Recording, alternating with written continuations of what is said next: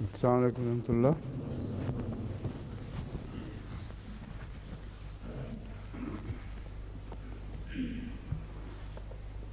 सूरह निसा की अब ये चौथी आयत है जिस पे आज दर्स शुरू होगा।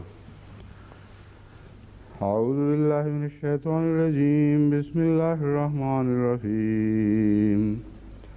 व इन खिफ्तुम अल्ला तुक़सितू फिल यतामा फन्किहू मा ताब लकुम मिनन निसाए मसना व सुलासा व रुबा फ़इन खिफ्तुम अल्ला तादिलू फ़वाहिदतन औ मा मलकत ऐमानुकुम ज़ालिका अदना अल्ला तऊलू।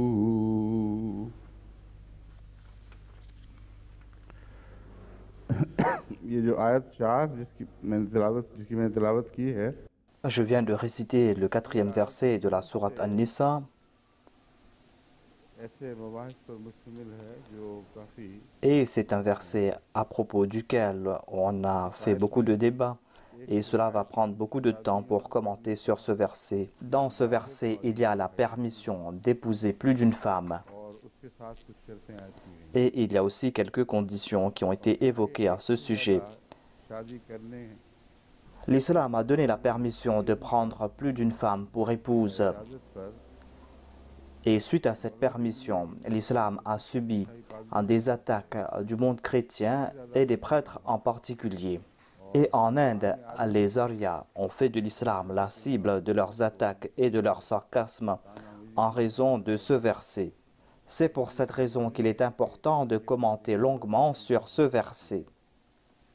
हो सकता है आज भी खत्म ना हो Il se peut qu'aujourd'hui je ne termine pas les commentaires sur ce verset, ni même demain, बोलना लाजिम है। mais il est très important d'expliquer ce sujet en détail, car moi-même j'ai fait l'expérience que lorsqu'il y a des sessions et de questions et de réponses, हवाला दिया हो या on ना दिया soulève souvent cette question, même si on cite ce verset ou pas. Et il se peut que la personne qui pose cette question ne connaît pas ce verset ou ne cite pas ce verset, mais on soulève tout le temps cette question. Et dans certains cas, il y a des évidences que certaines personnes ont été préparées par des prêtres pour poser ces questions.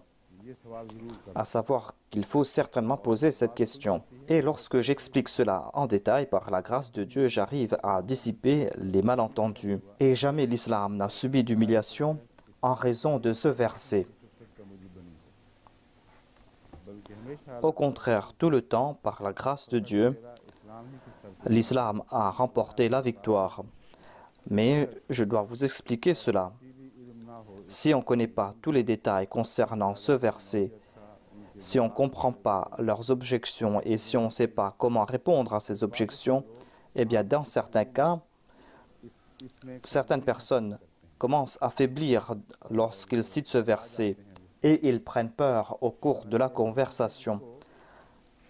उठाना चाहिए Alors que l'on doit certainement soulever cette question, on doit soi-même soulever cette question dans certains cas, car en cela, il y a une preuve de la victoire de l'islam. Ce n'est pas le contraire que l'on voit. Si on doit en être embarrassé, ce sont les autres qui doivent être embarrassés. En tout cas, माने की कोई गुंजाइश l'islam ne nous permet pas d'être embarrassés en raison de ce verset. अब इसका तर्जमा जो सादा सरीस तर्जमा है वो आपके सामने Je vais vous présenter la traduction de ce verset. Il est dit wa in khiftum alla tuqsitu fil yatama. Si vous craignez de ne pas pouvoir agir avec justice envers les orphelins, फनकेहू मा ताबा fankihu ma taba lakum minan nisa'i. शादियां करो Alors épousez des femmes de votre choix. उन औरतों से जो तुम्हें खुश आए। Épousez ces femmes de votre choix. मुहावरा है जो ताबा का बैन ही Le terme taba signifie ce que vous aimez, खुश हो, खुश c'est-à-dire ces femmes qui vous plaisent, हो, मुनासिब हाल हो, ces femmes qui sont appropriées, ces femmes qui ont le même tempérament que vous. हमारे मिजाज के मुताबिक Voilà les choses qui vous plaisent. खुशाना कहते हैं। Voilà le sens du mot tab que nous présente ce verset. औरतों में से जो तुम्हें पाकीज़ा हो तुम्हारे C'est-à-dire ces femmes qui sont pures, qui vous plaisent, ces femmes qui vont rendre joyeuses vos maisons. हो, ऐसी औरतों से शादियां करो Épousez ces femmes, व सुलासा व रुबा mathna wa thulatha wa ruba, और चार चार 2, 3 ou 4.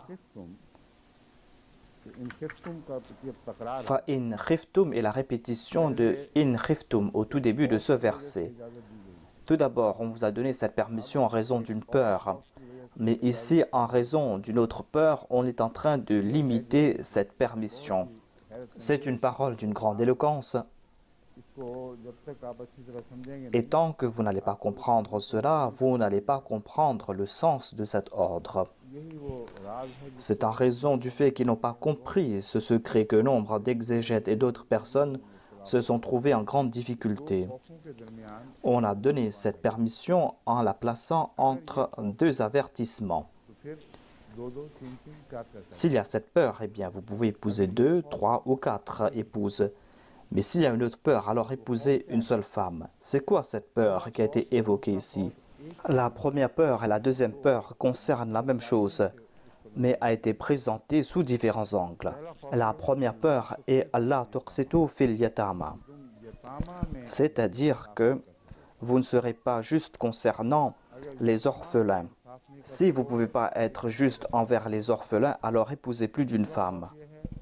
अगर तुम बीवियों से Ensuite, il est dit que si vous ne pouvez pas être juste envers vos épouses, alors retournez à une seule. C'est-à-dire, vous n'avez pas le droit d'être injuste envers les femmes, afin que vous puissiez vous acquitter de vos devoirs envers les orphelins.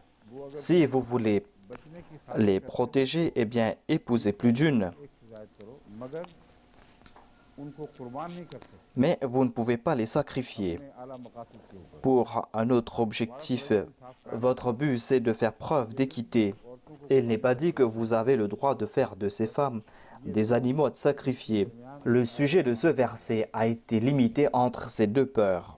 अल्लाह तादिलु फैन खिफ्तुम अल्लाह तादिलु Il est dit « Fa in khiftum alla ta'dilu » Si vous avez peur que vous ne serez pas équitable, « Fa wahidatan » alors épousez une seule femme. मा मलकत ऐमानुकुम « Aw ma malakat aymanukum » जो तुम्हारे ou ce que vos mains droites possèdent, c'est-à-dire ces femmes qui ont été faites prisonnières au cours des batailles. ذالک अदना अल्लाह Dhalika adna Allah ta'ulu. के ज्यादा करीब है C'est là la voie la plus proche afin que vous puissiez éviter l'injustice. ये इस बात से ज्यादा करीब है कि तुम नाइंसाफी ना करो C'est ainsi que vous pourrez éviter toute forme d'injustice. C'est-à-dire, se marier avec une seule épouse est proche de l'équité. Et c'est quelque chose qui est plus sûr. याद रखो ज्यादा शादियों की इजाजत Sachez qu'on vous a donné la permission d'épouser plus d'une femme par peur de l'injustice. Mais il ne faut pas qu'une peur d'une injustice puisse vous pousser à être injuste dans un autre domaine.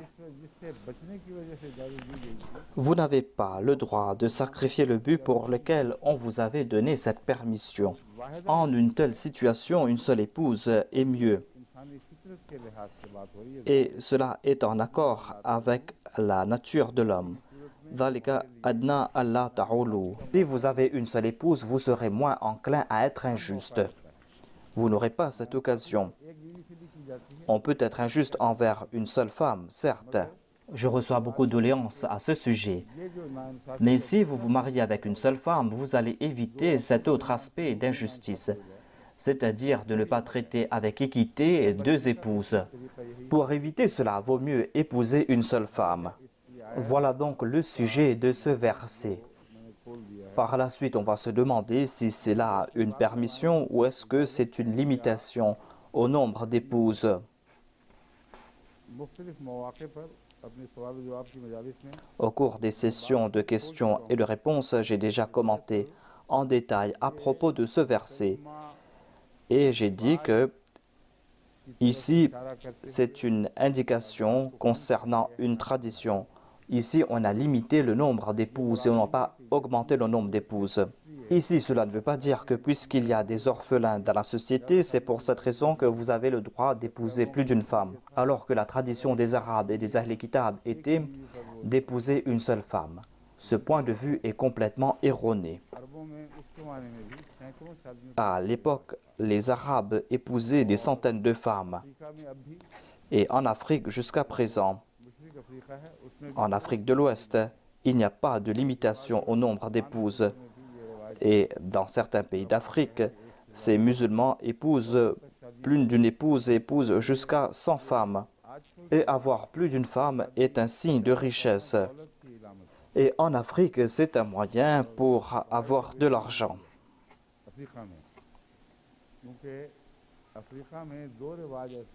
Car en Afrique, il y a deux traditions pour lesquelles les hommes se marient et ils y trouvent leurs avantages.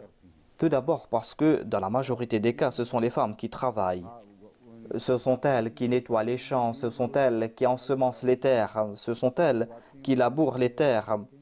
Ce sont elles qui font tout, ce sont elles qui donnent naissance aux enfants. Elles portent leurs enfants sur leur dos et partent dans le champ pour travailler. Elles moissonnent les champs, portent leurs récoltes dans les marchés pour les vendre. Est-ce qu'une telle épouse est un fardeau ou un soutien?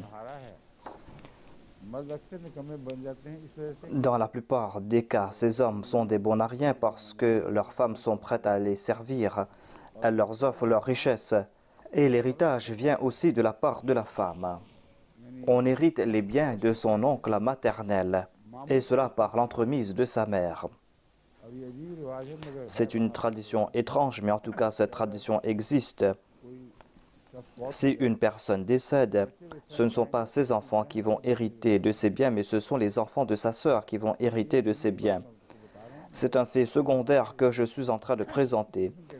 Mais il y a de telles traditions et c'est en raison de ces traditions que ce ne sont pas les désirs charnels qui sont pris en considération lors de ces mariages polygames, car il est impossible pour un homme de s'acquitter de ses devoirs envers toutes ses épouses. Et il y a d'autres avantages qui sont attachés avec ces traditions. Et ces traditions sont très anciennes. On trouve ces traditions parmi les Arabes. Ce sont des traditions bien ancrées. Ainsi donc, ici, on n'a pas donné la permission d'épouser plus d'une épouse. Mais en fait, ici, on est en train de limiter le nombre d'épouses. Voilà la réponse que je donne toujours. Non pas parce que je suis sur la défensive, mais c'est une vérité indéniable. À savoir que dans certains cas, on doit se marier plus d'une fois et on doit en avoir la permission. L'islam a limité le nombre d'épouses. L'islam a limité le nombre d'épouses à 4. Et par la suite, l'islam a repris cette permission si on n'arrive pas à maintenir l'équité entre les épouses.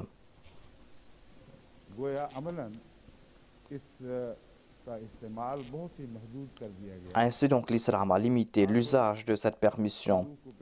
Même si on a compris le but de la polygamie, ou si on est en train de se marier avec plus d'une épouse en raison de ses besoins personnels. En tout cas, ce que je viens de vous présenter est le précepte du Saint-Coran. Je vais me tourner vers les exégètes, les orientalistes et les pourfendeurs de l'islam parmi les Arias et parmi les chrétiens. Je vais vous présenter ce qu'ils ont dit. Tout d'abord, je vais me tourner vers l'étymologie de certains mots utilisés dans ce verset. Il y a le mot qasata qistun qui veut dire l'équité ou la justice. On a utilisé ici le terme bil qist wa in hakamta fahkum bainahum bil qist. C'est-à-dire si vous êtes en autorité ou si vous allez rendre un verdict, vous devez le faire avec justice, avec équité. Qasit signifie celui qui est injuste, celui qui est désobéissant. Tout comme il est dit, Amal qasituna wa kanu jahannama hataba. En ce qui concerne ceux qui sont injustes et les désobéissants, eh bien, ils seront les combustibles de l'enfer.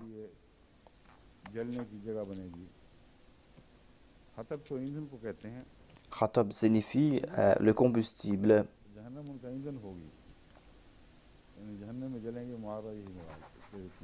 C'est-à-dire, ils vont brûler en enfer. Aqsata signifie être juste, équitable. Voilà l'usage de la langue arabe. Si on utilise un verbe dans la forme if'al, eh bien, on va trouver le sens contraire de la racine. Qasata signifie être injuste, comme qasit est l'injuste. Mais iqsat signifie être juste. Aqsata fihi ou ilayhi signifie être juste.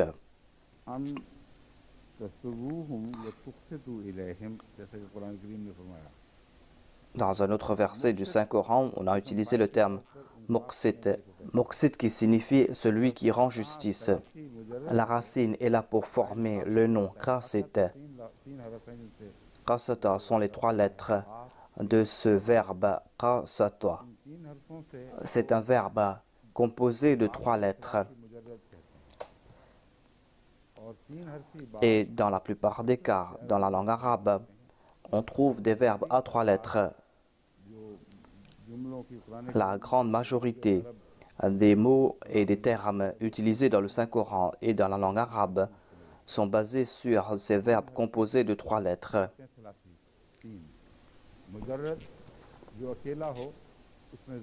Le terme thalathi mujarrad s'applique à ces verbes composés de 3 lettres. Et de cette racine de 3 lettres, on peut dériver d'innombrables sens et d'autres termes. Et en se basant sur ces 3 lettres, on peut transformer ces lettres et on peut transformer le sens de ces mots grâce à ces additions. Ainsi, ces verbes peuvent prendre plusieurs formes en ajoutant certaines lettres et tout le temps, ces lettres présentent un sens spécifique. Même ceux qui ne connaissent pas la grammaire arabe font usage de ces termes et peuvent comprendre cela. Dans la plupart des cas, les mots arabes sont composés de ces 3 lettres.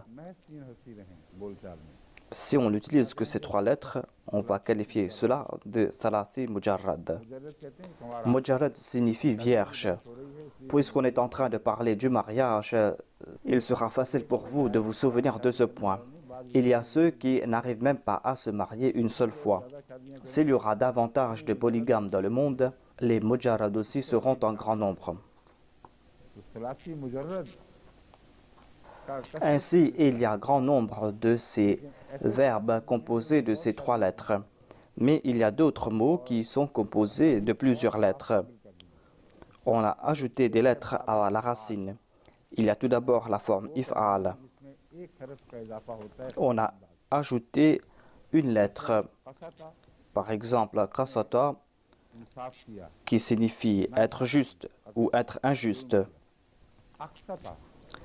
Le verbe qasata prend la forme aqsata, qui signifie être juste. On trouve un autre exemple par rapport à l'usage du verbe yutiquna concernant le ramadan dans le Coran. Taqa signifie la force. Et on n'a qu'à ajouter la lettre A en disant atwaqa. Et atwaqa signifie ne pas avoir de force. Ainsi, il y a la forme atwaqa yutwiqu, af'ala, yuf'ilu, aqsata, yuqsitu. Dans cette forme, on peut présenter plusieurs sens. Ceux qui font la traduction ont une certaine facilité ici. Ils peuvent comprendre ces sens. On peut traduire cela au sens positif ou au sens négatif. Mais ils doivent présenter la preuve dans les 2 cas. On ne peut pas présenter ces sens selon son bon vouloir. On doit prendre en considération le contexte et c'est le contexte qui va nous informer si le sens sera positif ou négatif. Si les 2 sens sont présentables, eh bien on doit présenter cela. Par exemple, par rapport aux jeunes, j'en ai fait mention dans mon sermon en disant que on a utilisé le terme yutwiqa ou atwaqa yutwiqu et on trouve les 2 sens. Ceux qui n'ont pas la force de jeûner, ils ont reçu cet ordre.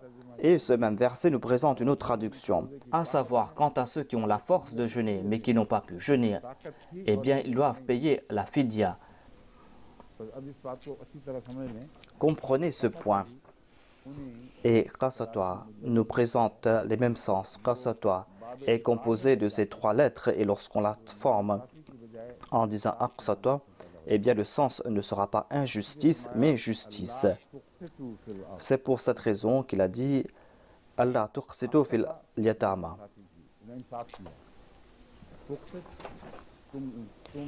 Tuqsit signifie que vous êtes équitable. Ainsi, si vous avez cette peur que vous ne serez pas équitable concernant les orphelins, eh bien vous avez cette permission. Muqsit est le nom du verbe aqsata yuqsitu. Muqsit signifie celui qui est juste.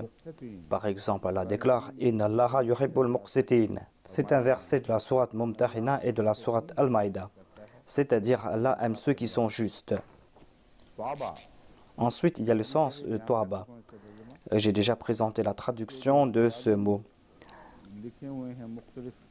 On a présenté plusieurs références et Toaba signifie être bon. Toaba signifie aussi donner quelque chose de gaieté de cœur. Toaba signifie aussi la joie.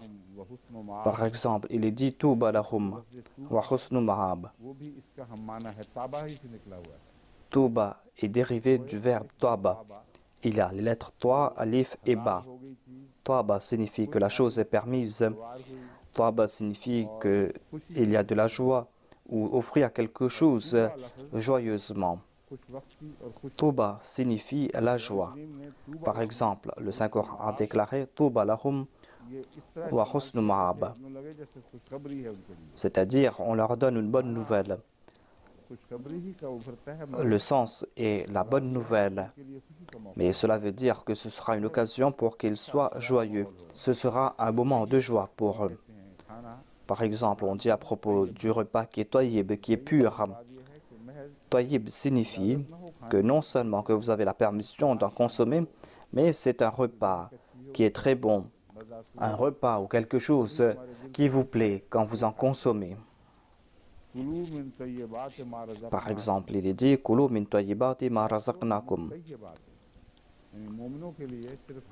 C'est-à-dire, les croyants ne sont pas enjoints de consommer ce qui est halal, ce qui est licite uniquement, mais ils peuvent consommer ou doivent consommer ce qui est tayyib, ce qui est pur. Ainsi, on a élevé le niveau de leur pureté, de consommer ce qui est pur et ce qui est propre. Toaba lakum minan nisa signifie que ces femmes qui possèdent ces bonnes qualités, ces femmes qui vont apporter de la joie dans vos maisons, ces femmes qui ne vont pas corrompre l'atmosphère de votre maison, dont les caractères vous plaisent, qui ont une bonne nature. Non seulement celles qui peuvent être vos épouses, mais celles qui sont bonnes, celles qui vont apporter de la joie dans la maison. Ainsi, le mot Taba lakum a un sens très important ici. Cela ne concerne pas uniquement une permission ordinaire, car si c'est une question de permission, eh bien vous n'allez pas comprendre le principe. Dans la plupart des cas, dans un mariage polygame, les orphelins sont en plus grande difficulté. Cela va corrompre l'atmosphère de la maison, on va avoir recours aux insultes, on sera injuste. Ainsi, il y a tous ces points que les gens oublient. Si vous avez peur de l'injustice, eh bien, épousez plus d'une femme. Mais vous devez vous souvenir que vous devez apporter de telles femmes qui vont rendre joyeuse la maison. Au nom de cette permission, n'apportez pas n'importe qui à la maison, car ce sera contraire à la permission qui a été donnée. Il sera plus logique d'avoir une seule femme à la maison pour maintenir la joie de la maison, au lieu d'avoir plusieurs épouses à la maison.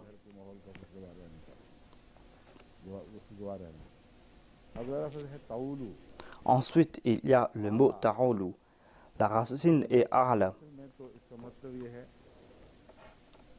कम हो गया Le sens de ala signifie diminuer. Ala al-mizan signifie naqasa. Cela signifie que quelque chose a diminué, जुल्म के रास्ते पे चीज रख ली गई le fait d'être injuste. आला यऊलू के बाब से याद अरब के अल्फाज से बयान किया जाता है Le verbe est ala ya'ulu. मीज़ान Ala fulanun fil mizan signifie que के तोल में la personne concernée a été injuste dans la pesée उसने बदजानती की ou que la personne a été malhonnête. ए माला झुक गया उसने Ala al-mizan signifie qu'il a fait peser la balance dans un sens, झुक गया c'est-à-dire qu'il a été malhonnête. को जिसको उर्दू में कहते हैं गनी मारना वो लफ्ज़ आला से बयान होता है आला अमरुल कौम इस्तद्दा किसी कौम Ala amarul qawmi signifie que la situation de ce peuple ou la situation de cette personne s'est détériorée. की पैदा हो गई आला नाकतो ज़नबहा इस दुम उठाने को कहते हैं आला फुलानुन औलन व अयालतन On utilise aussi le verbe ala pour décrire une personne qui a beaucoup d'enfants. Ayal बस आल अहलो अयाल कहते हैं ना जो बड़े अयाल वाला है वो बस औल ही से निकला हुआ है Quelle est la relation entre un grand nombre d'enfants et l'injustice? आपस में क्या जोड़ है Quand on a beaucoup d'enfants et que le père est lui-même très pauvre, eh bien, il ne pourra pas s'acquitter de ses devoirs envers ses enfants. Ceci a été décrit par un poète arabe. Il déclare que dans le désert, les chèvres beuglent et se lamentent à l'instar de l'indigent qui a beaucoup d'enfants. और गरीब हो रोता पीटता है ये मुराद है नाइंसाफी की Voilà le sens de l'injustice. अपनी तौफीक Si celui qui n'a pas des capacités et fait naître des enfants en grand nombre, eh bien ce sera de l'injustice envers tous. आगे आला का एक माना है आला सब्रुहु व ईला सब्रुहु On présente un autre sens du terme ala. फहुवा मऊलुन Ce verbe est utilisé dans le cas d'une personne qui, dans son désespoir, élève sa voix lorsqu'il se lamente. का पैमाना लबरेज हो जाए और वो बुलंद आवाज से वबेला करने लगे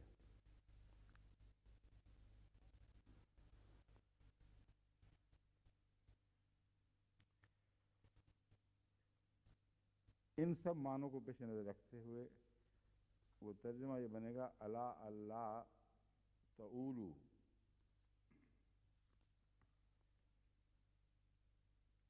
फ़इन खिफ्तुम अल्लाह Dans ce verset, il est dit فَإِنْ خِفْتُمْ أَلَّا تَعْدِلُوا فَوَاحِدَةً أَوْ مَا مَلَكَتْ أَيْمَانُكُمْ ذَلِكَ أَدْنَىٰ أَلَّا تَعُولُوا. आइम्मा ने इसका तर्जुमा ये भी किया है Selon certains exégètes, la traduction de ce verset sera que il vaut mieux ne pas donner naissance à un grand nombre d'enfants, de ne pas avoir beaucoup d'enfants. माना है Voilà un des sens. और महल के मुताबिक Mais le sens qui est présenté ici est que vous devez éviter l'injustice.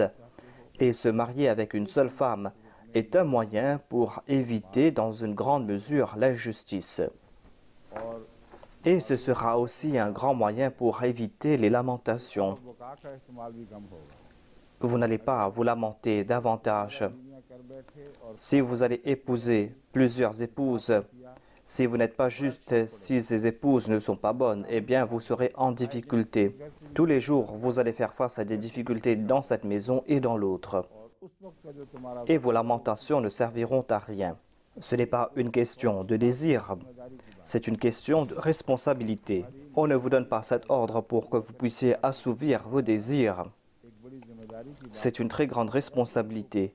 Et si vous trébuchez le moindrement, si vous commettez la moindre erreur, eh bien vous serez en grande difficulté.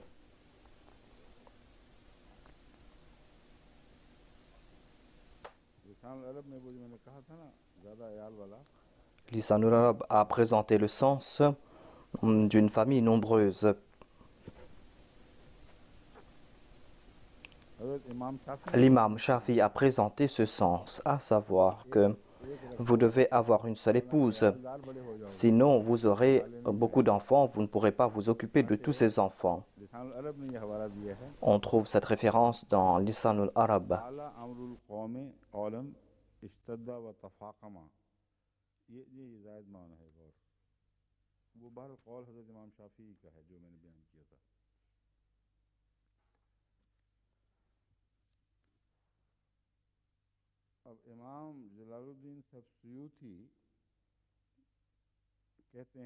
Je suis en train de vous présenter les points de vue de différents exégètes à propos de ce verset. Selon l'imam Suyuti, il est dit que Ikrama a déclaré que parmi les Korachites, s'il y avait une personne qui était responsable des femmes et des orphelins, lorsqu'il n'avait plus d'argent, cette personne consommait les biens des orphelins. Et c'est pour cette raison que ce verset a été révélé. Ces commentaires nous étonnent fortement. Ils sont en train de présenter des raisons qui sont illogiques. Il a dit qu'il y avait cette tradition parmi les Arabes, à savoir que on s'occupait des mères avec des orphelins, on se mariait avec des jeunes filles orphelines. Et lorsqu'on n'avait plus d'argent, eh bien, on commençait à consommer l'argent des orphelins. Mais celui qui est injuste, celui qui est malhonnête, ne va pas attendre que son argent se termine pour commencer à consommer l'argent de l'orphelin ou de l'orpheline. Ce commentaire n'a aucun trait avec le contexte de ce verset. Il est question ici de ces guerres au cours de laquelle il y avait ces femmes esclaves, où il y avait des orphelins et des orphelines, et où il y avait grand nombre aussi de veuves. On parle aussi de ces orphelines dont les pères possédaient de grandes richesses.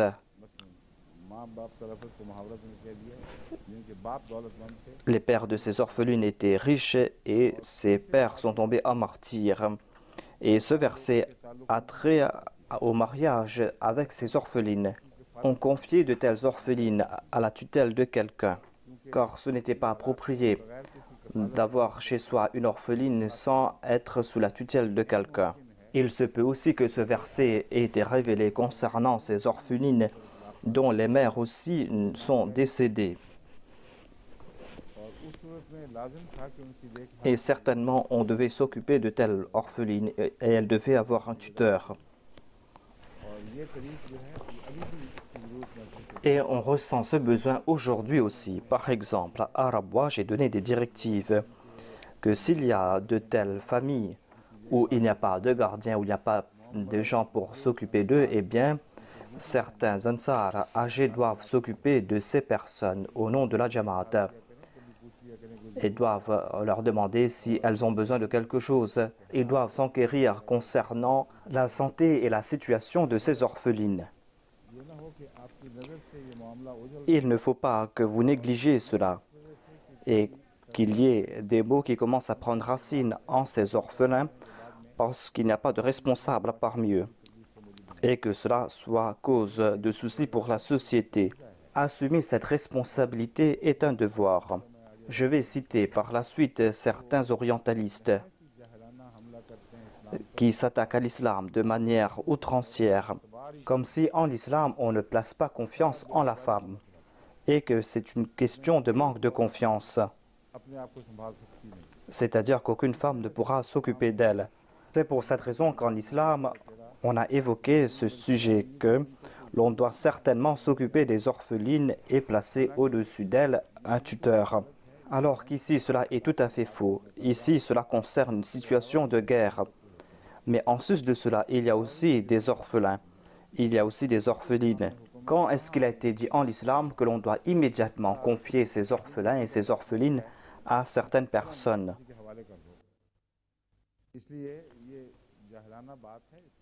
Ce sont des sottises qui ont été colportées par ces orientalistes et cela n'a aucune relation avec ce verset. Ce n'est pas une question de confiance ou de manque de confiance. Et toute traduction ou tout commentaire qui ne va pas prendre en considération cette question de justice et d'injustice eh bien, ces traductions et ces commentaires seront erronés. On trouve mention de ces deux sujets et entre ces deux sujets, il y a ces questions de justice et de justice. C'est-à-dire, c'est par justice que vous allez devoir agir et c'est par justice que vous allez devoir vous retenir. Puisque c'est une question de justice, c'est pour cette raison que l'on a placé des restrictions. Le Saint-Coran nous fait comprendre que si la tendance à la polygamie augmente, eh bien, il y aura plus de danger que l'on fasse preuve d'injustice. Et ici, on a fixé la limite à 4 épouses. Cela est pour ces personnes qui arrivent à faire preuve d'une grande justice et d'équité. Et c'est pour cette raison que le saint prophète Mohammed paix soit lui est une exception, car son sens d'équité et de justice était exemplaire et n'avait pas le moindre danger qu'il fasse preuve d'injustice. C'est pour cette raison que si l'on désire avoir plus d'une épouse en raison de sa situation, vous avez le droit, mais vous devez faire preuve d'une grande justice. Vous devez respecter les préceptes de l'équité. Voilà ce qui a été dit ici. C'est pour cette raison que le nombre d'épouses est fixé à 4 au maximum. Ce verset nous fait comprendre que si on épouse plus de 4 femmes, eh bien, il sera presque impossible de faire preuve de justice entre elles. Voilà le conseil qui a été donné, qu'à partir d'aujourd'hui, vous ne devez pas avoir plus de 4 épouses. C'est là une restriction et non pas une permission. C'est une restriction parce que les Arabes avaient la tradition de se marier à plus de 4 épouses. Les riches avaient plusieurs épouses. Certains avaient des centaines de femmes. Dans une telle société, il n'est pas question de permission. Et quand on a donné la permission, l'histoire témoigne que les compagnons étaient dans un grand dilemme. Ils ne savaient pas quelle épouse devaient-ils garder et quelle épouse devaient-ils divorcer. Cela concerne ces compagnons qui avaient plusieurs épouses. Certains d'entre eux avaient plus de 4 épouses. La difficulté pour eux était de quelle épouse se séparer et quelle épouse allait-il garder. Ils n'étaient pas à la recherche d'une deuxième épouse parce qu'ils n'en avaient qu'une auparavant. On ne trouve pas une telle situation. Ainsi donc, c'est une limitation dans le nombre d'épouses. Ici, ce n'est pas une permission d'avoir plus d'une. Et on nous fait comprendre le but. C'est-à-dire que vous pouvez avoir plus d'une épouse, certes, mais vous devez comprendre qu'à partir d'aujourd'hui, vous n'avez pas le droit d'avoir plus de 4 femmes en même temps. Mais vous devez aussi comprendre aussi la sagesse. Vous devez penser à propos de l'avantage de la société. Vous ne devez pas être égoïste. Il y a plein d'orphelins dans la société. Il n'y a personne pour s'occuper d'eux. Il y a aussi la question du mariage des veuves et des orphelines. Si on les laisse libres dans la société, eh bien, il y aura de l'immoralité dans la société. Vous avez le droit d'avoir plus d'une épouse, eh bien, dans une telle situation, vous devez utiliser cela pour accomplir une bonne œuvre et pas pour commettre un péché. Vous devez le faire pour établir la justice et pour enlever l'injustice. On a présenté les raisons pourquoi cet ordre a été émis. Hadrat Ibn Abbas rapporte un hadith.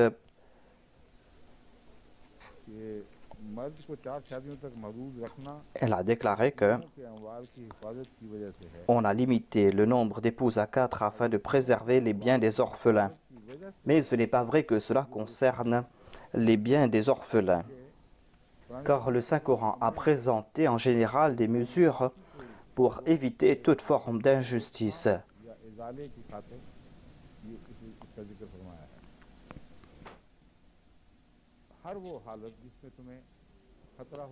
Et là où il y a un danger, où vous serez injuste, eh bien dans cette situation, vous avez cette permission. Et il n'est pas non plus question de se marier avec des orphelines uniquement. On a évoqué ici en passant les orphelines dans cette situation après la guerre. Et le mariage avec ces orphelines est un moyen pour leur accorder des avantages. Sinon, à la base, il n'y a que la justice. Voilà le titre de ce verset. यही दुर्र Mansoor Allama Alousi a présenté le même sujet qui a été présenté dans le tafsir Durr Mansour. में दुर्र मंसूर जिल्द 2 सफ़ा 118 पर Dans le Durr Mansour de l'imam Jalaluddin Suyuti, dans le volume 2 à la page 118, on trouve ce récit d'Ikrama. Ensuite, on a cité Hadrat Ibn Abbas, à savoir qu'on a limité le nombre d'épouses à 4 afin de préserver les biens des orphelins.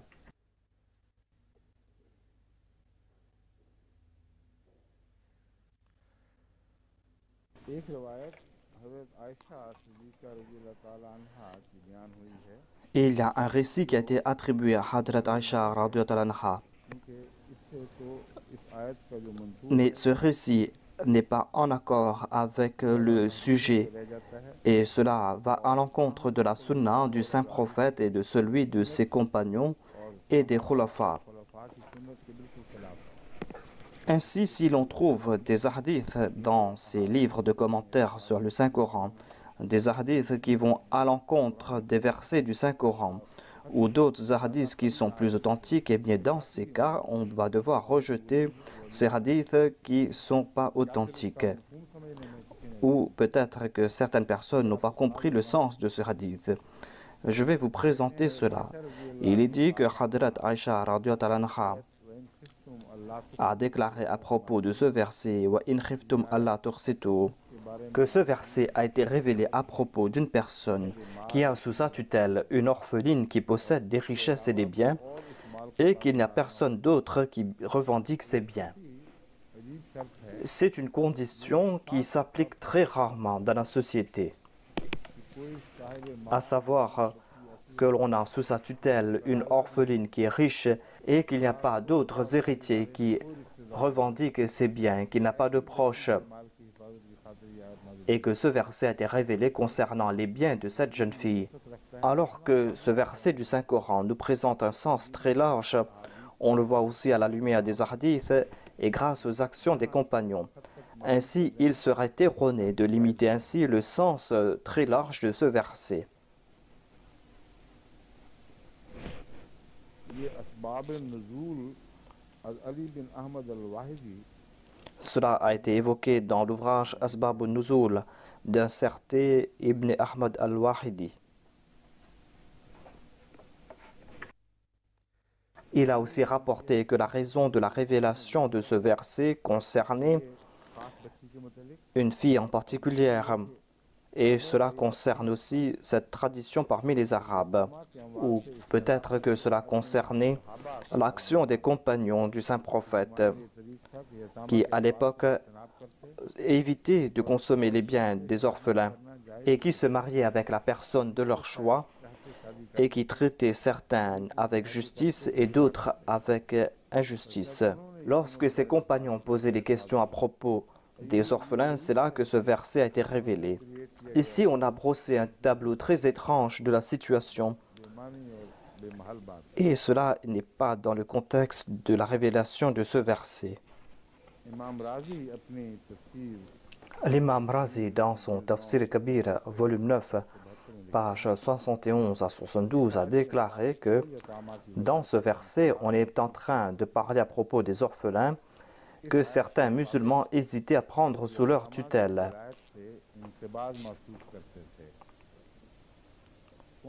Qui ne voulaient pas les prendre sous leur tutelle? Les musulmans.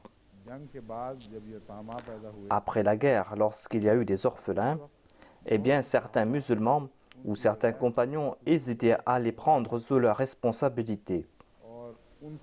Et c'est en raison de cette peur que l'on trouve dans ce verset les phrases « Wa in khiftum alla tuqsitu ». Ils ont tiré cette conclusion que il se peut qu'ils soient injustes envers ces orphelins. Et c'est pour cette raison qu'ils n'acceptaient pas de les prendre sous leur tutelle, de les prendre sous leur responsabilité. Il leur a été dit ici que certes, c'est bien d'avoir cette peur, mais nous vous présentons la solution. Acceptez cette responsabilité et épousez plus d'une femme. Mais quel est le lien entre ces deux faits? Et on va devoir méditer à ce sujet. Je vais présenter cela plus tard et je vais présenter ce lien.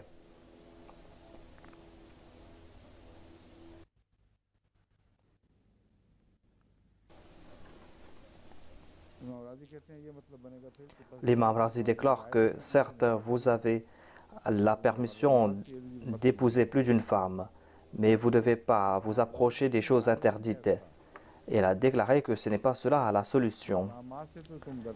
Il a déclaré que vous avez peur d'être injuste envers les orphelins. Eh bien, dans ce cas, en raison de votre action, il y aura des dangers dans la société, car en de telles situations, il y aura cette dépravation sexuelle. C'est pour cette raison qu'afin de préserver la pudeur, vous avez le droit d'épouser plus d'une femme. Dans le contexte de ce verset, ce commentaire du Saint-Coran est très étrange. La question et la réponse donnée ne sont pas liées ici. Je vous présente maintenant les commentaires de certains exégètes. Ashab Wahid déclare qu'on a le droit de se marier avec plus d'une femme. Il tire sa conclusion de ce verset. Fankihu ma taba lakum. J'ai déjà présenté mon point de vue concernant ces directives présentées dans le Saint-Coran, à la lumière aussi des hadiths. Maintenant, je vais vous présenter les différents récits présentés par les exégètes à propos de cela.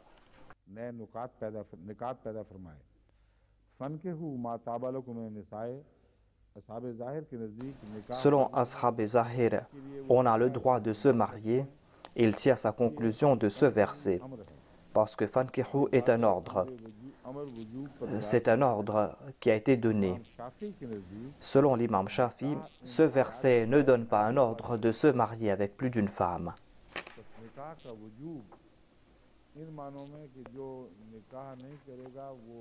Il n'est pas dit ici que celui qui ne se marie pas va mourir dans le péché ou dans la désobéissance. L'imam Shafi a utilisé ce verset pour tirer cette conclusion. Il a déclaré que Fankihu signifie un ordre.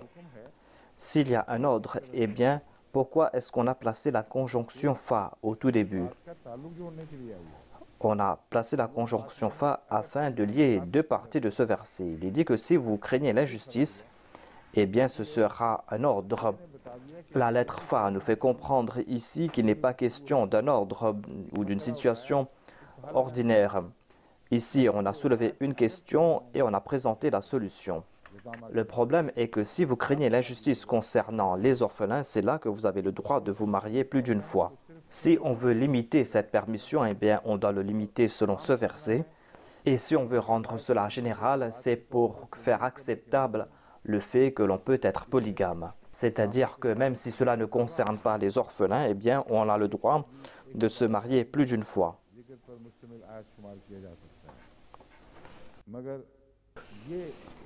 Mais sa conclusion n'est pas exacte, car ici il est dit ankihu. C'est un ordre, c'est-à-dire que toute personne doit se marier.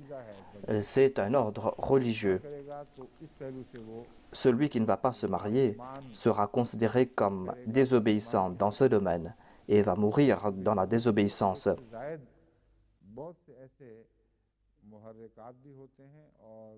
Le mariage est lié avec plusieurs conditions, plusieurs situations, et certaines de ces situations ne sont pas sous le contrôle de l'homme.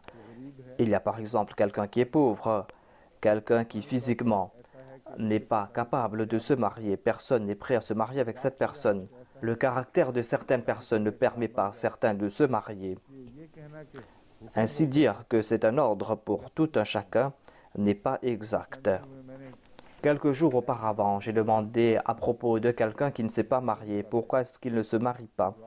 On m'a répondu que puisqu'il ne travaille pas, comment est-ce qu'il va se marier? Qui va se marier avec lui? Si ce pauvre ne travaille pas et que personne ne se marie avec lui, est-ce qu'il va mourir dans le péché? Na'udhu billah. Il doit certainement chercher un travail, mais cela ne dépend pas de lui si on lui donne un travail ou pas. Ainsi, il y a plus d'une cause, plus d'une raison derrière les mariages. Et cela influence donc les mariages. Ainsi, ce verset ne concerne pas un ordre, tout comme l'a déclaré Ashab Zahir. L'imam Shafi a quant à lui tiré une très bonne conclusion. फरमाया Il déclare que il est dit فَمَنْ يَسْتَطِعْ مِنْكُمْ طَوْلًا ذلك لمن خشية इस आयत से إِلَى ذَلِكَ لِمَنْ خَشِيَ. तो Il a déclaré que le Saint-Coran a déclaré clairement ये करो que toute personne qui a la capacité doit agir ainsi. Et quant à celui qui ne le peut pas, il doit faire preuve de patience, il doit préserver sa pureté et sa pudeur. Ainsi, on n'a pas le droit de dire que le Saint-Coran a rendu obligatoire à tout homme et femme de se marier. शादी जरूरी करार देता है तफसीर रूहुल मानी में On trouve le même sujet dans le tafsir Ruh al-Ma'ani.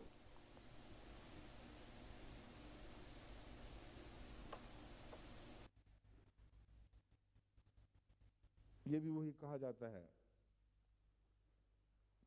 कि मर्द Il dit que certains hommes se mariaient avec 5, 6 ou 10 femmes.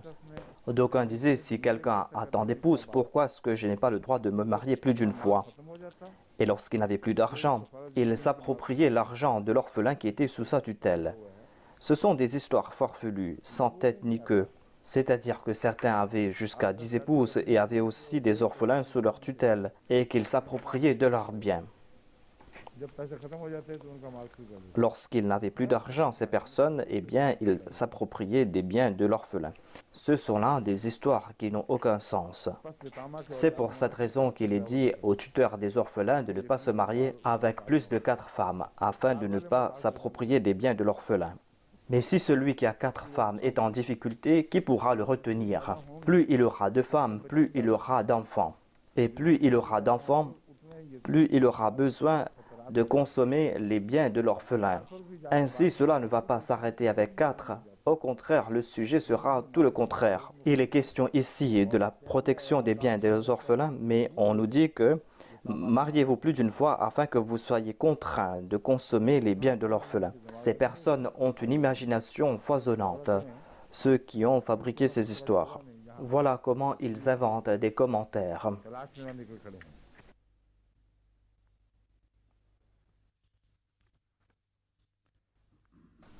तफसीर तो नहीं करनी होती है ना इसलिए कोई तलाश Ils doivent tout le temps présenter de nouveaux commentaires.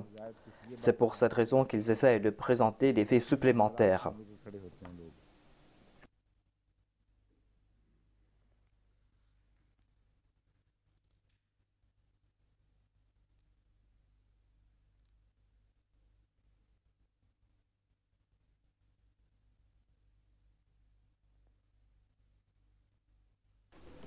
एक साहब ने एक और मसला इससे निकाल लिया है वो बड़ा दिलचस्प है Il y a un autre exégète qui a présenté un fait intéressant. Il y a le tafsir Qasmi, qui est un tafsir chiite.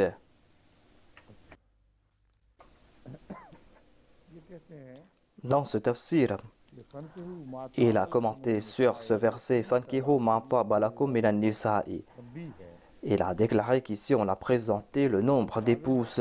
वाव अरबी में मुतलक जमा के लिए आती है बस ये जो इस्तेमाल कर रहे हैं वो ये है कि मसना का मतलब है दो दो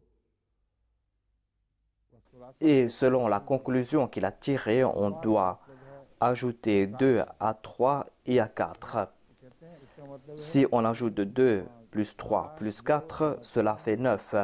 कितनी बन गई Selon lui, on a donné la permission de se marier avec 9 épouses. मैं कहते हैं ठहरो अभी मैंने एहतियात से काम लिया Mais selon ce tafsir encore, on a donné plus d'avantages. Lorsqu'on dit 2 et 2, eh bien, cela fait 4. Lorsqu'on fait 3 et 3, cela fait 6. चार से जब कहा गया तो Et lorsqu'on fait 4 et 4, cela fait 8. Eh bien, en tout, vous pourrez vous marier avec 18 épouses. Vous voyez donc ces points farfelus qu'ils ont fait sortir dans ces tafsirs. हजरत इमाम राजी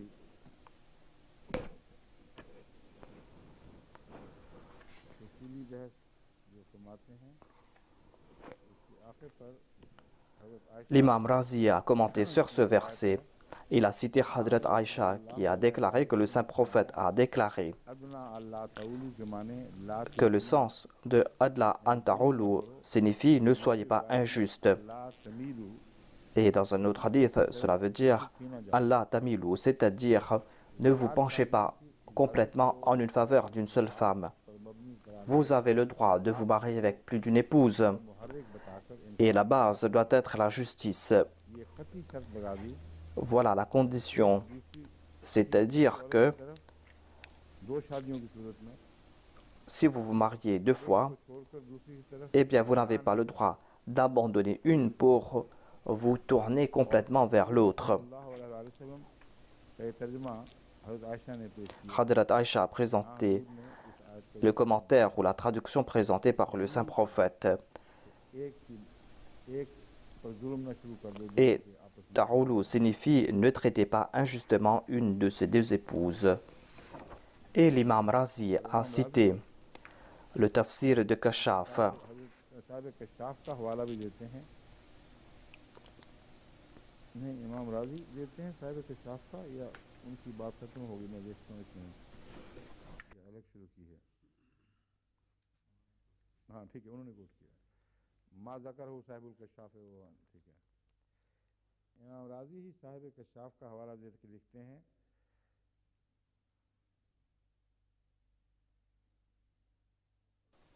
L'imam Razi a cité un certain Kashaf qui a déclaré que celui qui aura beaucoup d'enfants, eh bien il se peut qu'il soit injuste, इसलिए भी कि इन हालात में रिज़्क़ तैयब और हलाल रोज़ी के हसूल के लिए car en de telles situations, कारबा में रहना il va devoir faire preuve de taqwa lorsqu'il va chercher ses moyens de subsistance. जो उठाया गया Il a présenté un point très subtil, ज़्यादा हो जाए à savoir quand vous aurez beaucoup d'enfants et que vous n'aurez pas de grands moyens de subsistance, हराम कमाई eh bien, मुब्तला होने il se peut que cette personne se tourne vers des moyens illicites, बच्चों का पेट भरना बाहर car il a dit que je dois remplir le ventre de mes enfants. में भी मुब्तला हो जाता Et peut-être qu'il va se tourner vers des moyens illicites. C'est pour cette raison qu'il y a cette interdiction ici. है मनाही Ainsi, d'une part, il y a cette permission et il y a aussi cette interdiction. Mais l'interdiction est plus forte ici que la permission. मौके हैं Les occasions où ces permissions sont données sont très peu. इसलिए इसको Ainsi, il serait complètement erroné de qualifier cela comme une permission générale. Quran करीम के मफ़हूम के Et cela va à l'encontre du sens présenté par le Saint-Coran. Il y a nombre d'ulémas qui ont compris ce point, mais il y a aussi d'autres qui n'ont pas compris, et ils sont en grand nombre. Et par ce faire, ils ont aidé et renforcé la main des orientalistes. और उनकी ज़ुबानें खोलने में मददगार बन गया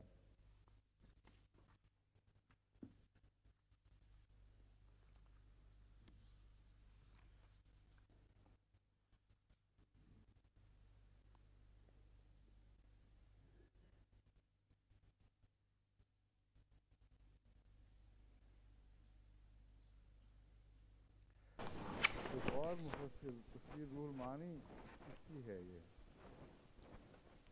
कलाम अली इन्होंने भी वही बात की है जो Dans le tafsir Ruh al-Mani, on a répété la même chose qu'il y avait dans le tafsir Kasmi, c'est-à-dire qu'on a la permission de se marier jusqu'à 9 à 18 épouses. हज़रत इमाम बुखारी किताब तफसीर में ये रवायत लाते हैं हज़रत इब्न अब्बास की Hadrat Imam Bukhari a cité Ibn Abbas à propos de ce verset. हज़रत Il rapporte qu'en sus de Hadrat Ibn Abbas, les autres ont dit que Mathna wa Thulatha wa Ruba signifie 2, 2, 3, 3 et 4, 4. आगे नहीं बढ़ते इसकी असल अरबी यहाँ नहीं है क्या मुराद है अरब लोग रुबा से आगे नहीं बढ़ते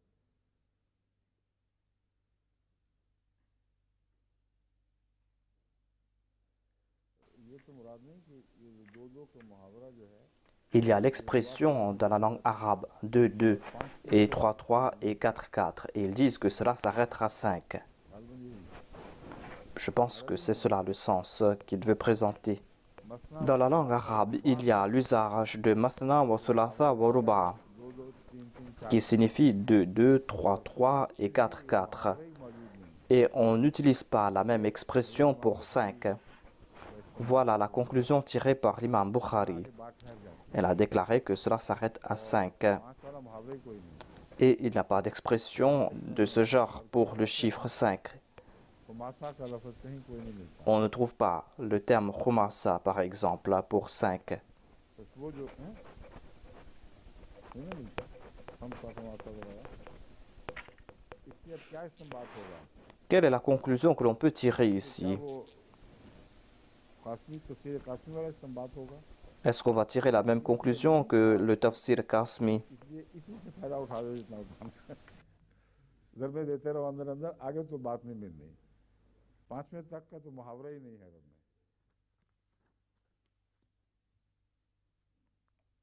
आगे सुनिए, अल्लामा इब्न कसीर Allama ibn Kathir a rejeté les conclusions tirées par le tafsir Qasmi तौर पर et par le tafsir तफसीर Alusi. वगैरह या अल्लामा उलूसी के मुखालिफ हैं, कहते हैं हरगिज़ ये बात जायज़ Il a déclaré qu'il n'est pas permis de se marier avec plus de 4 épouses.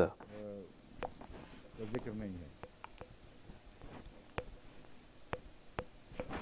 Si on avait le droit de se marier avec plus de 4 femmes en même temps, eh bien, on aurait trouvé mention de cela ici. इमाम शाफी ने फरमाया कि रसूल L'imam Shafi a déclaré que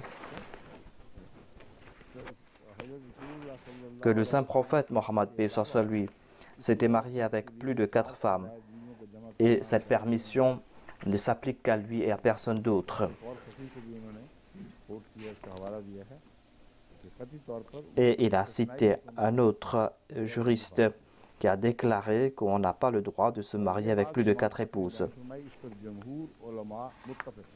Et la plupart des ulémas sont d'accord avec ce qu'il dit. इत्तेफाक करते हैं कि आम Ils disent que pour les musulmans en général, ils n'ont pas le droit de se marier avec plus de 4 femmes. सुन्नत है वो आप तक खास। La sunna du saint prophète s'applique à lui tout seul. Il y a un groupe de chiites qui déclare qu'on a le droit de se marier avec 9 femmes. को जमा करने का जवाब है। और उनमें से बाल ने कहा है कि बगैर हदबंदी के Mais d'autres ont dit qu'il n'y a pas de limite concernant le nombre d'épouses qu'on peut prendre en même temps. बात तो ये है कि 4 पर अरबी खत्म हो गई थी तो इजाजत की सब बात है। अगर चलते चलते Selon eux, on peut prendre un nombre d'épouses illimité. चले जाओ जितना बनाना है।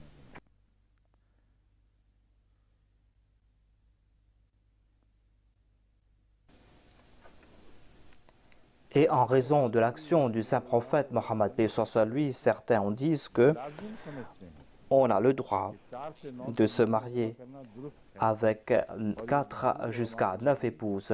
हजरत रसूल अकरम Mais selon la plupart des ulémas, खास है cet ordre s'appliquait uniquement au saint prophète Mohammed paix soit sur lui. Dans la Oumma, aucun musulman n'a le droit de se marier avec plus de 4 femmes. के बारे में। Il y a un hadith qui a été cité à ce sujet par Hadrat Rilyan bin Salma, qui avait 10 épouses lorsqu'il avait accepté l'islam.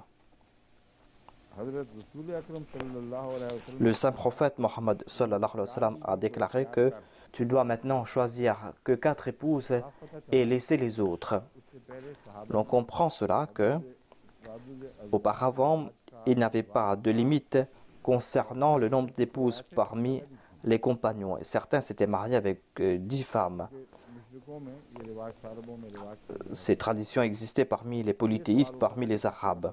La question était laquelle d'entre elles retenir et laquelle d'entre elles divorcer. कुरानी में लिखा है क़ाल बाज़ुहुम इन्न फ़ीहा इशारतन ऐदुन इला इस्तिहबाब ज़ियादत अलल वाहिदत लिमन लम यख़फ अदम अल अदल लिअन्नहु सुब्हानहु क़द्दम अल अम्र बिज़ियादत वअल्लक़ अल अम्र अल वाहिदत बिखौफ अदम अल अदल। ये जो कहते हैं इमाम रूहुल मयानी वाले, ये बाद ने कहा है कि Ruhul Mani dit que certains disent que la personne qui peut se marier plus d'une fois est celui qui अदल से खाइफ, peut faire preuve de justice. Car selon lui, Allah a préféré रखा है la polygamie एक शादी et il a lié la peur de l'injustice avec un mariage.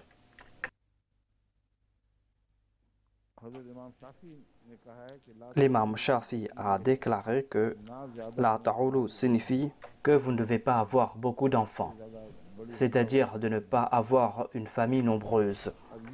Selon le précédent commentateur, il est préférable d'avoir plus d'une épouse, mais ce n'est pas quelque chose d'exact. La raison en est que, en donnant une permission, on place de telles restrictions que cette permission ne s'applique qu'à peu de personnes. L'imam Shafi a présenté ce sens de ta'ulu. Son explication est en accord avec l'usage de la langue arabe. Cela veut dire que vous avez le droit d'avoir plus d'une épouse et vous n'aurez le droit que d'avoir 4 au maximum au même moment. Mais vous devez avoir l'intention que vous serez juste. Vous devez avoir cette certitude que vous serez juste et équitable entre les épouses. Si vous ne pouvez pas respecter cette condition, eh bien, il vaut mieux avoir une seule épouse. L'injustice ne signifie pas uniquement que vous devez donner la même chose à toutes vos épouses.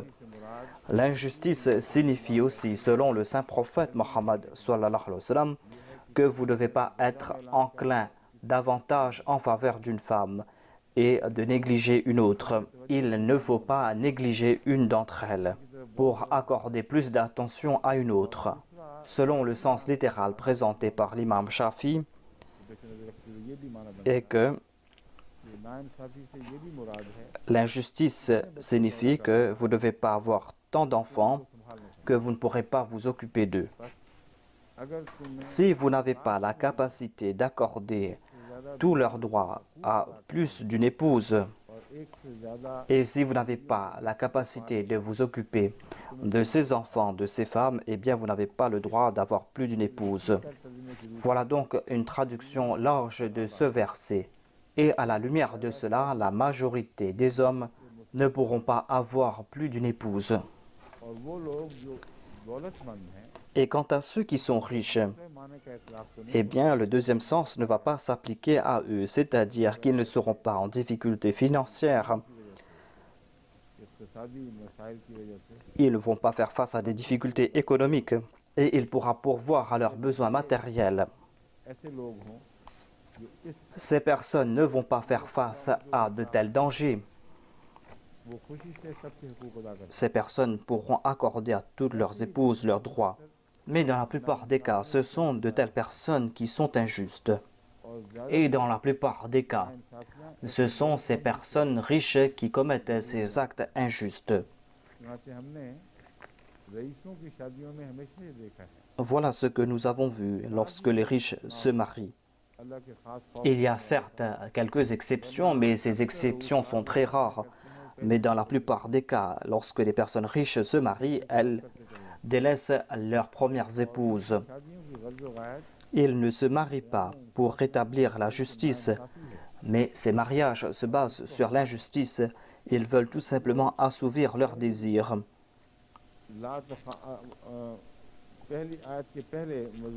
Et de telles personnes n'ont pas le droit d'avoir plus d'une épouse.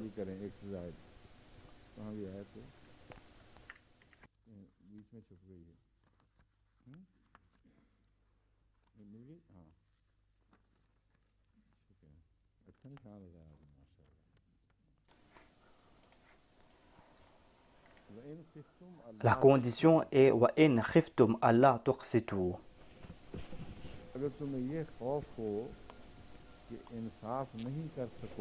Si vous craignez de ne pouvoir agir avec justice, eh bien vous devez vous marier. Cela concerne les orphelins. Mais si vous êtes enclin à l'injustice, comment pourrez-vous vous marier avec plus d'une épouse? Si certaines personnes sont enclines à être injustes, ces personnes n'ont pas le droit d'avoir plus d'une épouse.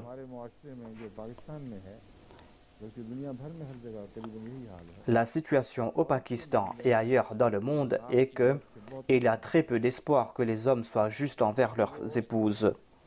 Car dans la plupart des cas, ils se marient pour assouvir leurs désirs. Voilà la raison, sinon pour accomplir cette obligation, il y aurait eu très peu de mariages polygames. Lorsqu'on se marie par égocentrisme, eh bien, il y a cette possibilité que l'on soit injuste. Cette possibilité augmente et voilà ce que nous voyons dans la réalité. C'est ce que nous voyons dans les disputes conjugales qu'on nous présente. Premièrement, il y a très peu d'Ahmadis qui ont plus d'une épouse. On ne voit pas de tels exemples en grand nombre parmi les Ahmadis. Et dans la plupart des cas, ceux qui le font vivent avec taqwa. Et cela à tel point que ces deux épouses se traitent telles des sœurs. Voilà l'exception ici. J'en connais plusieurs exemples. Il y a ces femmes qui sont des coépouses et qui sont prêtes à se sacrifier les unes pour les autres, qui sont prêtes à se sacrifier pour l'enfant de l'autre. Et ce sont des femmes qui prient les unes pour les autres. Il y a de tels exemples. Mais ce sont là des exceptions. Parmi ceux qui se marient deux fois ou plus, dans la plupart des cas, ils ne respectent pas ces conditions. C'est pour cette raison qu'il y a ces disputes. Et dans certaines régions, il y a cette tradition que si l'on se marie une deuxième fois, on oublie la première épouse. Cela n'est pas permis selon l'islam. Mais personne n'a le droit d'attribuer les maux qui découlent de ces mariages à l'islam. Si on veut s'attaquer à l'islam, on doit le faire à l'intérieur de ces limites fixées par l'islam. Aucun assaillant n'a le droit d'outrepasser ces limites fixées par l'islam. C'est un enseignement sublime et on ne peut pas s'attaquer à cet enseignement de manière injuste.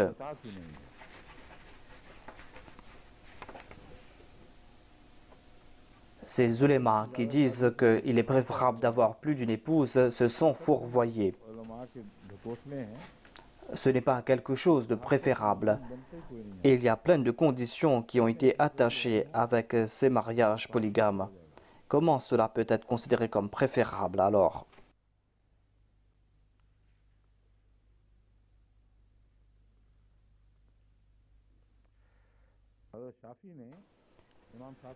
L'imam Shafi a déclaré aussi que cela concerne la situation économique,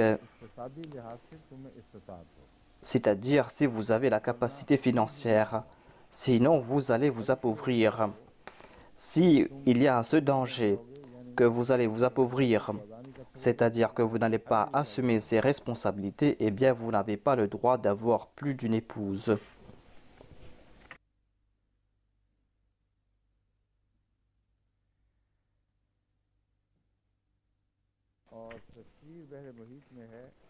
Et dans le tafsir Bahri Muhit, on a commenté sur la partie Dhalika Adna, c'est-à-dire c'est là la voie la plus proche, c'est-à-dire que si vous vous mariez avec une seule femme et si vous contentez de ce mariage, eh bien, il y aura plus de possibilités que vous allez vous maintenir sur la vérité. Voilà ce qui est préférable. On comprend ce qui est préférable ici.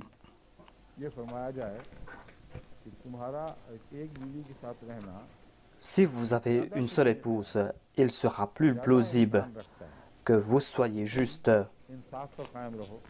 Il sera plus plausible que vous allez respecter ses droits. Et il sera plus plausible que vous allez éviter toute forme d'injustice. Mais peut-on dire dans le même souffle qu'il est préférable d'avoir plus d'une épouse? Ce qui est préférable, c'est de trouver le moyen de faire preuve de taqwa, de respecter les conditions de la taqwa. Et seuls ceux qui pourront respecter toutes ces conditions qui concernent la polygamie pourront se marier plus d'une fois, pourront se marier avec une deuxième, une troisième ou quatrième épouse. Mais cela à condition qu'il ne soit pas injuste. Mais cette permission va s'appliquer à un nombre limité de personnes.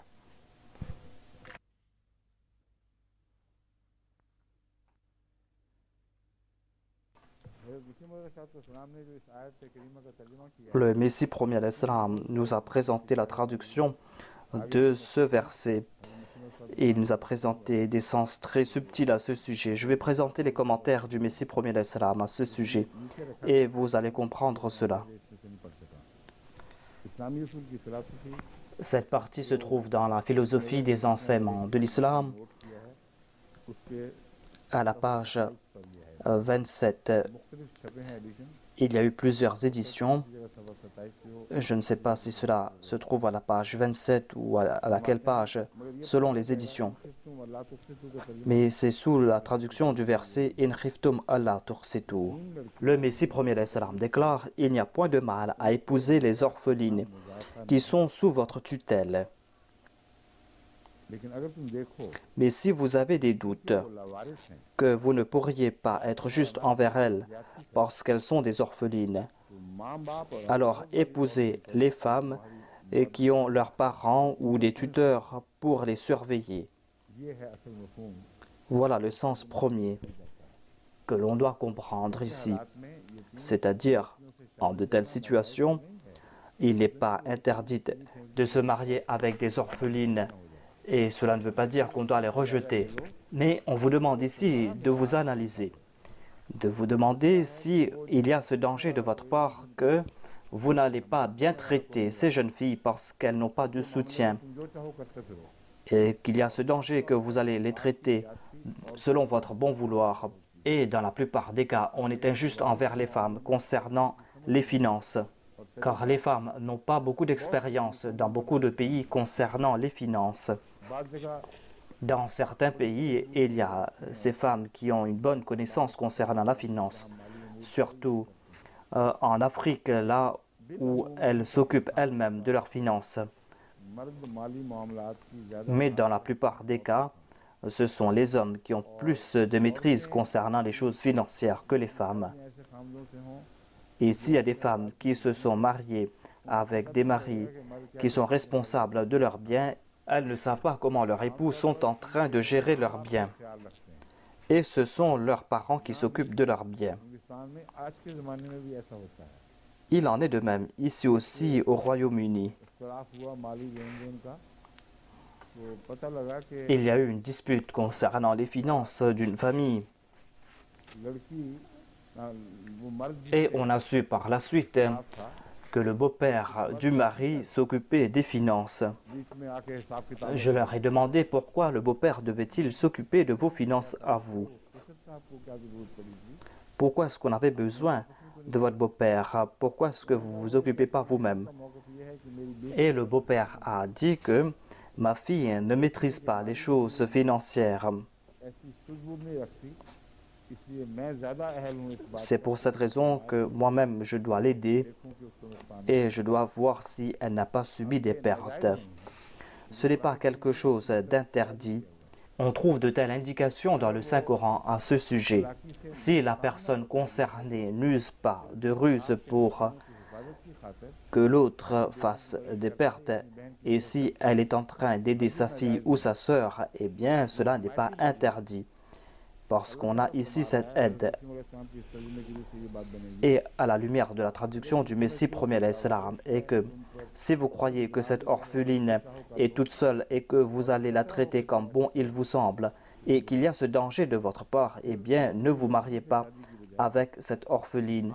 Au lieu de vous marier avec cette orpheline, épousez les femmes qui ont leurs parents ou des tuteurs pour les surveiller et que vous respecterez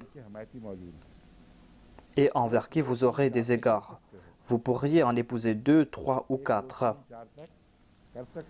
Vous pourriez en épouser 2, 3 ou 4 à condition d'être équitable envers elles. Mais si, à votre avis, vous ne pourriez pas être impartial dans vos relations avec elles, alors épousez-en une seule, même si vous en ressentez le besoin d'en prendre plus d'une. Si vous ne pouvez pas être impartial, eh bien on ne va pas accorder prééminence aux besoins. Vous allez devoir prendre une seule épouse. Le nombre d'épouses est limité à 4, et ce afin que vous ne soyez pas enclin à épouser un grand nombre de femmes. Telle était la tradition parmi les Arabes. C'est pour cette raison qu'on a limité cela à 4. On n'a pas augmenté cela de 1 à 4, et ce afin que vous ne soyez enclin à épouser un grand nombre. de femmes pouvant aller jusqu'à des centaines selon vos traditions anciennes, et que vous ne vous adonniez pas à des actes illicites.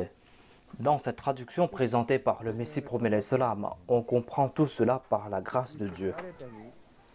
Il a évoqué tous les aspects du tafsir dans cette traduction. Je vais me tourner vers certains commentaires de certains orientalistes et je vais vous présenter certaines de leurs aberrations. Et ce ne sera pas la peine de partir ailleurs pour trouver la réponse. Le Messie promet salam a déjà répondu à ces attaques lorsqu'il a défendu l'islam contre les chrétiens et les arias. Cela suffit et ce ne sera pas la peine pour nous de chercher d'autres réponses ailleurs. Voyons ce que nous dit M. Montgomery Watt dans son compagnon du Saint-Coran, basé sur la traduction d'Aberi. Il a déclaré que si tous les musulmans ont plusieurs épouses, eh bien aucune orpheline ne sera laissée dans cet état inférieur de la polyandrie. Ce point concernant la polyandrie est quelque chose de très étrange. On ne trouve pas mention de la polyandrie ici. M. Montgomery Watt a une haine farouche à l'égard de l'islam.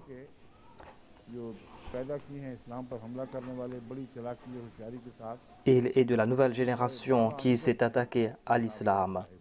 Et M. Montgomery Watt est le meilleur d'entre eux. Voyez sa méthode. Pourquoi est-ce qu'il a dû préparer un compagnon à la traduction du Saint-Coran par M. Arbery?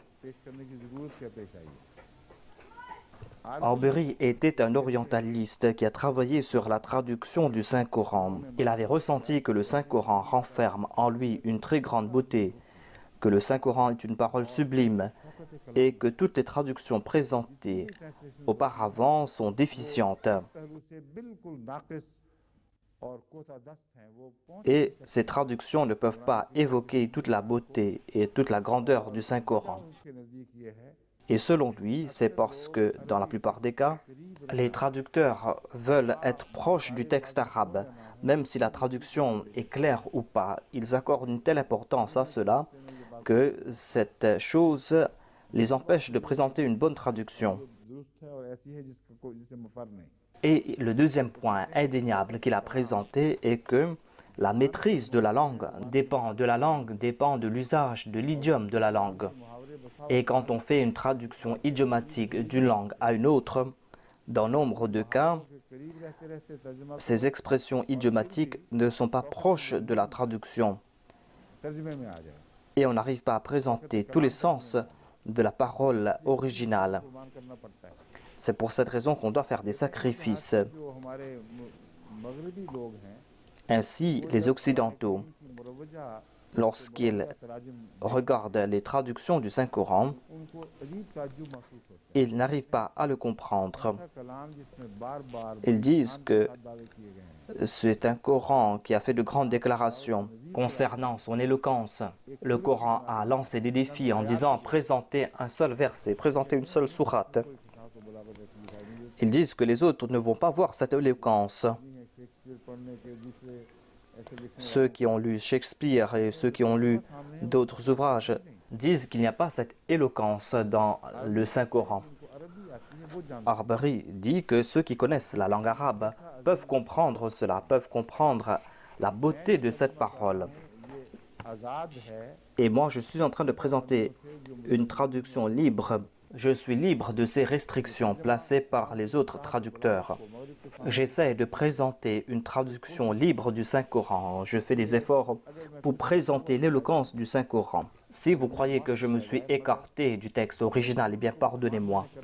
Mais moi, je ne vais pas sacrifier le sujet. Je ne vais pas sacrifier le sujet de ces versets. Et je vais essayer de présenter la beauté de la parole du Saint-Coran. Voici la traduction qu'il a présentée. Quand j'étais étudiant ici, c'est la première fois qu'on a publié la traduction de Arbery.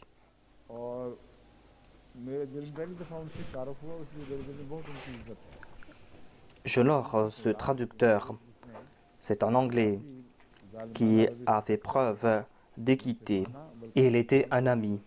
C'était une connaissance personnelle de Chaudhry Zafrullah Khan. Au contraire, il respectait beaucoup Chaudhry Zafrullah Khan Saheb.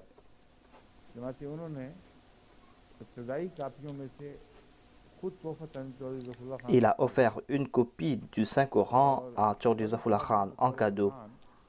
Et Chaudhry Zafrullah Khan m'a offert cette traduction en disant que lisez cette traduction.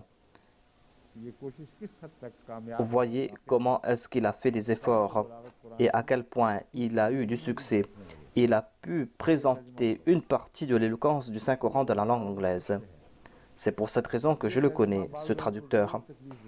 Certainement, cela doit faire souffrir certaines personnes, car cette traduction du Saint-Coran influence profondément les lecteurs. Il a certes commis quelques erreurs ici et là, mais cela en raison de sa manque de connaissances et non pas en raison de ses préjugés. Cela se passe aussi dans le cas de nos ulémas qui présentent certains versets sous un angle, alors qu'il n'en est pas ainsi. Et c'est pour cette raison qu'on doit présenter de meilleures traductions à l'avenir. Je ne dis pas qu'il est en train de présenter la traduction exacte du Saint-Coran, mais en tout cas, il a fait des efforts en étant équitable, en étant juste, en faisant preuve d'amour. Mais certaines personnes n'ont pas enduré cela. C'est pour cette raison que M. Montgomery Watt a décidé de présenter quelque chose, afin d'effacer tous les faits positifs laissés par cette traduction du Saint-Coran. Je n'aurai pas l'occasion de vous présenter tout cela, car cela nous influence négativement et c'est très lourd de lire tout cela. Mais on m'a envoyé cette partie. M. Montgomery Watt a dit que le point est que si tous les musulmans ont plusieurs épouses, aucune fille orpheline ne sera rejetée dans cet état de polyandrie. La polyandrie signifie qu'une femme a plusieurs époux. Mais est-ce que cela a été évoqué ici? Est-ce qu'on trouvait de la polyandrie dans la société musulmane? Est-ce qu'on trouvait cela dans la société arabe? Est-ce qu'on a adopté cela et qu'en résultat de cela, l'islam a présenté cette solution? Et quelle est la relation entre la polyandrie et ce verset? La polygamie est une chose, la polyandrie est autre chose. La polygamie signifie avoir plus d'une épouse. La polyandrie signifie avoir plus d'un mari. Il dit que le Coran a prescrit cela afin de faire sortir les orphelines de cet état de polyandrie inférieure. Il dit ce verset dans lequel on donne la permission à un musulman d'avoir jusqu'à 4 épouses ne restreint pas la polyandrie qui n'était illimitée auparavant. C'est une attaque pleine de préjugés. C'est une personne qui est en train de brûler en son fort intérieur parce que Abri a présenté une très bonne traduction et il veut tout simplement s'attaquer de l'islam. Il a repris tout simplement ce que disaient les chiites. En tout cas, la majorité des chiites n'acceptent pas cela. Mais la majorité des ulémas musulmans ont rejeté cela.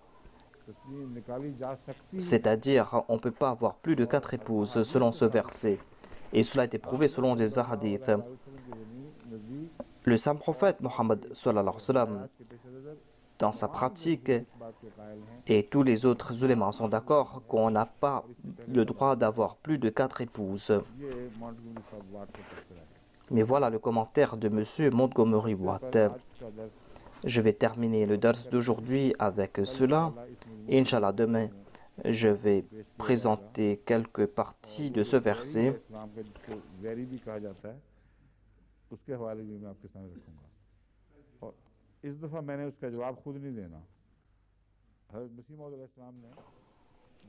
Et je vais citer aussi M. Weri, un autre ennemi de l'islam. Je ne vais pas répondre à ces attaques moi-même. Le Messie premier d'Islam a déjà répondu à ces attaques lancées par les chrétiens et c'est cela qui va nous réconforter.